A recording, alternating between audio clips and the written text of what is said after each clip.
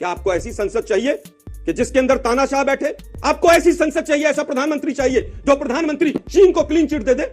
Land acquisition bill हो, 3 काले कानून हो, नोटबंदी हो, एमएसपी हो, सब कुछ बिना संसद के पास हो जाए, लेकिन दिखनी सुंदर चाहिए और मोदी जी का फोटो बाहर जरूर होना चाहिए। अरे भाई मैं कह रहा हूं अडानी का भी कमरा बनवा दो, और जो वो धुलाई वाली वॉशिंग मशीन है ना आपके पास, उसको भी कमरा दे दो वहीं पर संसद में, बीजेपी कार्यालय में जो है ना, जितने भ्रष्टाचारी आते हैं उसमें डालो और दूसरे की तरफ से निकालो, उसकी मशीन भी संसद में लगवा।